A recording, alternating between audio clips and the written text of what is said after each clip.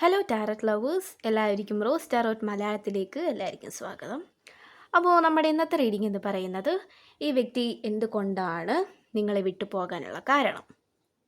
അപ്പോൾ ആദ്യം തന്നെ പറയട്ടെ, ഈ വ്യക്തിയെ നിങ്ങൾ കണ്ടുമുട്ടിയ സമയത്ത് ഇവർക്ക് ഒന്നും ഉണ്ടായിരുന്നില്ല. അതായത് വേണമെങ്കിൽ ജോലി ഉണ്ടായിട്ടുണ്ടാവില്ലായിരിക്കാം. ഓക്കെ, അപ്പോൾ ആ ഒരു സിറ്റുവേഷനിലായിരിക്കാം നിങ്ങൾ തമ്മിൽ കണ്ടുമുട്ടിയിട്ടുണ്ടാവുക. പക്ഷേ ഇപ്പോഴത്തെ ഒരു സാഹചര്യം നമുക്ക് പറയാമെന്ന് വെച്ച് കഴിഞ്ഞാൽ ഈ വ്യക്തിക്ക് ഇപ്പോൾ എല്ലാം ഉണ്ട്. അതായത് ജോലിയുണ്ട്, ഫാമിലി ആയിട്ടുള്ള സപ്പോർട്ടുണ്ട്, ഫിനാൻഷ്യലി സ്റ്റേബിളാണ്. അങ്ങനെയുള്ള കാര്യങ്ങളൊക്കെ ഈ വ്യക്തിയുടെ ജീവിതത്തിൽ സംഭവിച്ചു കഴിഞ്ഞിരിക്കുന്നു.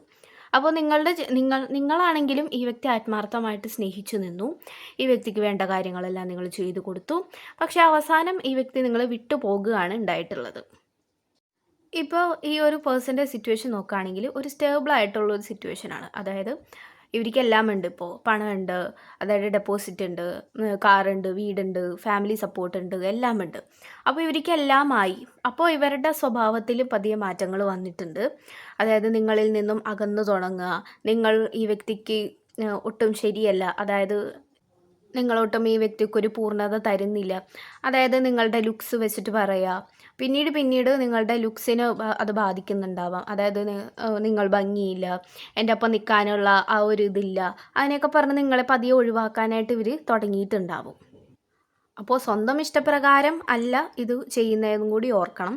കാരണം മറ്റുള്ളവരുടെ കാഴ്ചപ്പാടും കൂടി ഈ വ്യക്തി ഇവിടെ നോക്കുന്നുണ്ട്. അതായത് അവരെന്താണ് നിങ്ങളെക്കുറിച്ച് ചിന്തിക്കുക, അങ്ങനെയുള്ള കാര്യങ്ങളാണ് ഈ വ്യക്തി ഏറ്റവും കൂടുതലായിട്ട് ശ്രദ്ധിക്കുന്നത്.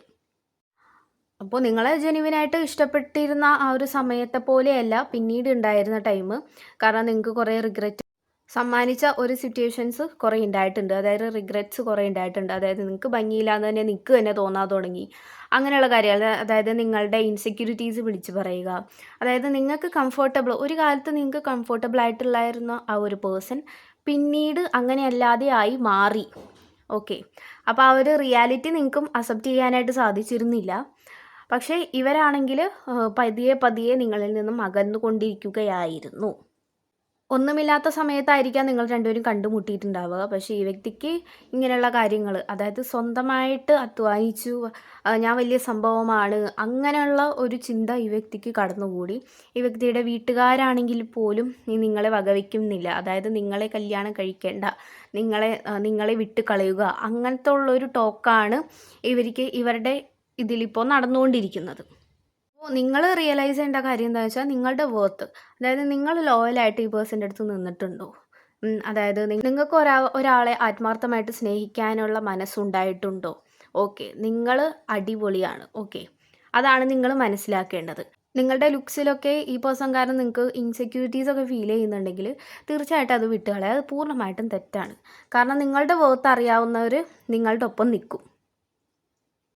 അപ്പോൾ ശരിയാണ്, നിങ്ങൾ ഈ പേഴ്സന് വേണ്ടിയിട്ട് ഇവർ മാറും, നിങ്ങൾക്ക് വേണ്ടി മാറും എന്നുള്ളൊരു ചിന്തയിൽ നിങ്ങൾ ഈ പേഴ്സന് വേണ്ടിയിട്ട് കുറേ വെയിറ്റ് ചെയ്തിട്ടുണ്ട്. കുറേ നിങ്ങളുടെ ക്ഷമ നശിക്കാറായി എന്നുള്ള സിറ്റുവേഷനാണ് ഇപ്പോൾ ഇവിടെ കാണുന്നത്. പലവരുടെയും അങ്ങനെ തന്നെയാണ്.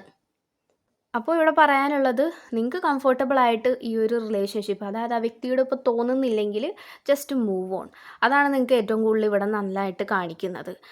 അപ്പോൾ നിങ്ങൾ വീണ്ടും ഇവർക്ക് വേണ്ടി കരഞ്ഞു പിടിച്ച് ഇവർക്ക് വേണ്ടി എല്ലാം ചെയ്തു കൊടുത്ത് ഒക്കെ നിൽക്കുന്നുണ്ടെങ്കിൽ തന്നെ ഇവർ നിങ്ങളെ വക വയ്ക്കുന്നില്ല, വില വയ്ക്കുന്നില്ല എങ്കിൽ തീർച്ചയായിട്ടും നിങ്ങൾ മൂവ് ഓൺ ആവാനായിട്ട് ശ്രമിക്കുക. കാരണം നിങ്ങൾക്ക് പറഞ്ഞു വെച്ചിട്ടുള്ളതല്ല ഈ ഒരു വ്യക്തി എന്ന് പറഞ്ഞിട്ടുണ്ടെങ്കിൽ.